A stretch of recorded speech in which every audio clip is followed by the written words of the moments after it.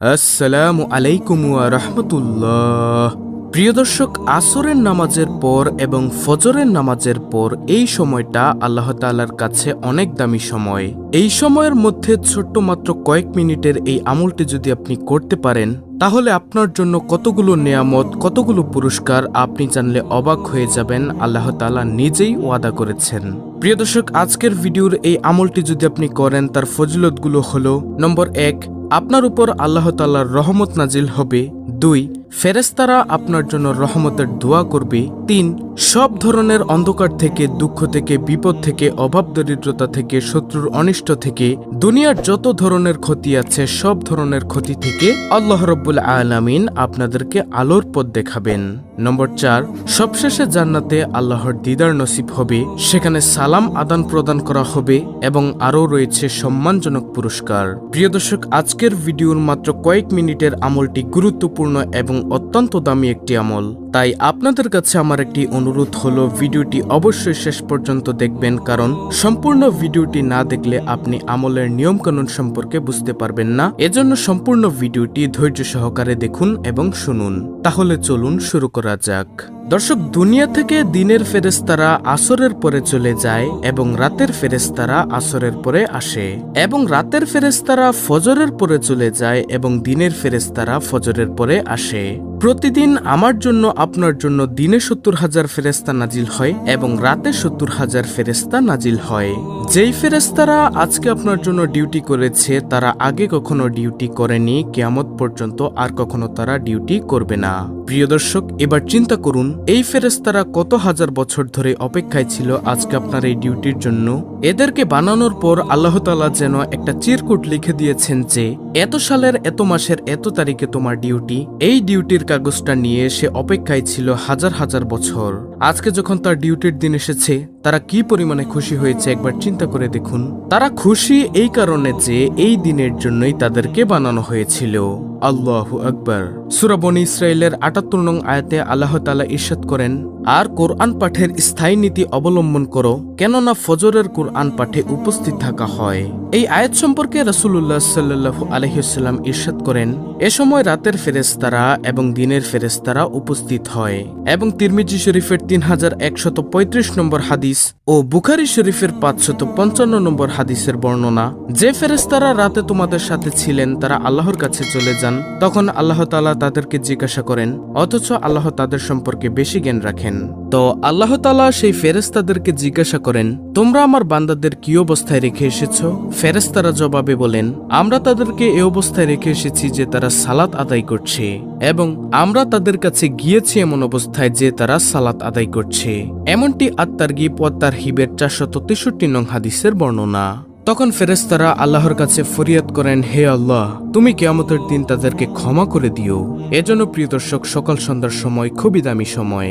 বিশেষ করে নামাজের মধ্যে ফজর ও আসরের নামাজ খুবই দামি।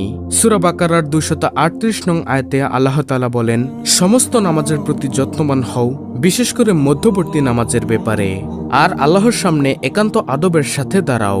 অতএব ফজরের নামাজ ও আসরের নামাজ জামাতের সাথে অবশ্যই পড়তে হবে। তারপর ফজরের পরে বসে বসে কোরআন তেলাওয়াত করবেন, জিকির আজকার করবেন। যারা ফজরের পর ও আসরের পর জিকির করে, তাদের জন্য সূরা আহজাবের 41 থেকে 42 নং আয়াতে কি কি সুসংবাদ দিয়েছেন জানলে আপনি অবাক হয়ে যাবেন।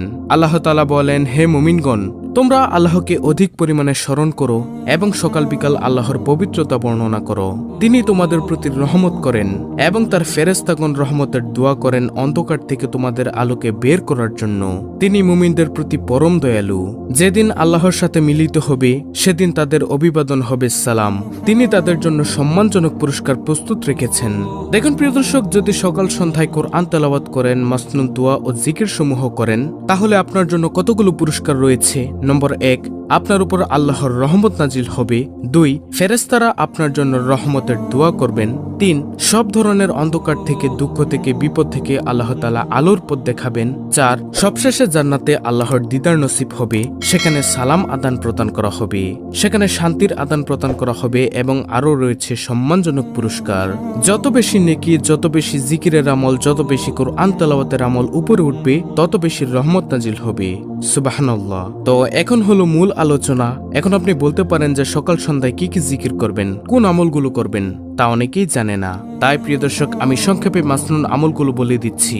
আমলগুলো হলো ফজরের পর 3 বার সূরা ইখলাস, সূরা ফালাক ও সূরা নাস পড়বেন এবং সন্ধ্যায় তথা মাগরিবের পর একই আমল করবেন, অর্থাৎ 3 বার সূরা ইখলাস, সূরা ফালাক ও সূরা নাস পড়বেন। আর জোহর ও আসরের পর একই 3টি সূরা, অর্থাৎ সূরা ইখলাস, সূরা নাস, সূরা ফালাক একবার করে পড়বেন। এই 3টি সূরা দুনিয়ার সকল বিপদ আপদ থেকে রক্ষা কবচ। দলিল আবু দাউদ শরীফের হাদিস, হাদিস নম্বর 1523, তিরমিজি শরীফের হাদিস, হাদিস নম্বর 3575। তারপর একবার আয়াতুল কুরসি পাঠ করবেন এবং 33 বার সুবহানাল্লাহ, 33 বার আলহামদুলিল্লাহ, 33 বার আল্লাহু আকবার এবং একবার পড়বেন লা ইলাহা ইল্লাল্লাহু ওয়াহদাহু লা শারীকা লাহু লাহুল মুলকু ওয়া লাহুল হামদু ওয়া হুয়া আলা কুল্লি শাইইন কাদির। এই দোয়াটি আপনি ফরজ নামাজের পর পড়বেন। প্রিয় দর্শক, এই তাসবিহ পড়ার সাথে সাথে সমুদ্রের ফেনা পরিমাণ গুনাহ থাকলেও তা আল্লাহ তাআলা ক্ষমা করে দিবেন ইনশাআল্লাহ। এটি হাদিস দ্বারা প্রমাণিত। এরপর একবার পড়বেন আল্লাহুম্মা আইন্নি আলা যিকরিকা ওয়া শুকরিকা ওয়া হুসনি ইবাদাতিক, অর্থ হে আল্লাহ, আপনার স্মরণে, আপনার কৃতজ্ঞতা প্রকাশে এবং আপনার উত্তম ইবাদতে আমাকে সাহায্য করুন। আবু দাউদ শরীফের হাদিস, হাদিস নম্বর 1522।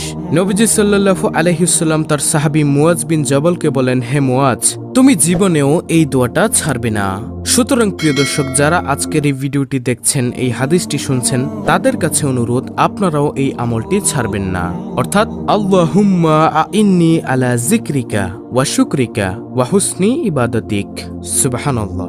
এরপর ফজরের নামাজের পরে 3 বার পড়বেন সুবহানাল্লাহি ওয়া বিহামদিহি আদাদা খালকিহি ওয়া রিদা নাফসিহি ওয়া জিনাতা আরশিহি ওয়া মিদাদা কালিমাতিহি। এই দোয়াটি আপনারা 3 বার পড়বেন, অর্থাৎ আল্লাহর প্রশংসা সহ তার পবিত্রতার ঘোষণা করে তার সৃষ্টির সংখ্যা পরিমাণ, তার নিজ মর্জি অনুযায়ী, তার ওজন বরাবর, তার বাণী সমূহের সমান সংখ্যক প্রশংসা। মুসলিম শরীফের হাদিস, হাদিস নম্বর 2726, তিরমিজি শরীফের হাদিস, হাদিস নম্বর 3555। তারপর একবার সৈয়দুল ইস্তেগফার পাঠ করবেন। ক্ষমা প্রার্থনার এই শ্রেষ্ঠ দোয়াটি যদি কেউ সন্ধ্যাবেলায় পড়ে ওই রাতে মারা যায় অথবা সকালবেলা পড়ে সন্ধ্যা হওয়ার আগেই মারা যায়, তবে সে জান্নাতি হবে। সুবহানাল্লাহ।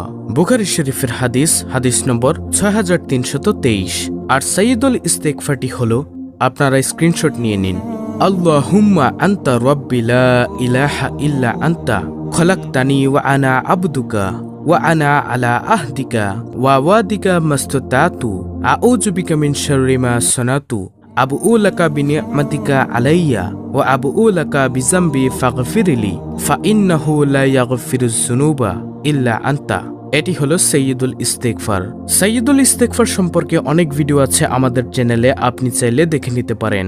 প্রিয় দর্শক, আজকের ভিডিওর এই আমলগুলো আমি যেভাবে বলে দিয়েছি, আপনারা সে অনুযায়ী আমলটি করবেন, তাহলে ইনশাআল্লাহ আমি ভিডিওতে যে ফজিলতের কথাগুলো বলে দিয়েছি সেগুলো অর্জন করতে পারবেন। অত্যন্ত গুরুত্বপূর্ণ একটি ভিডিও।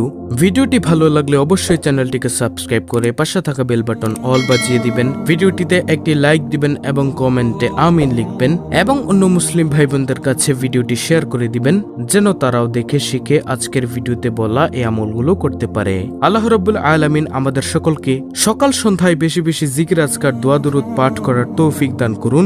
আমিন।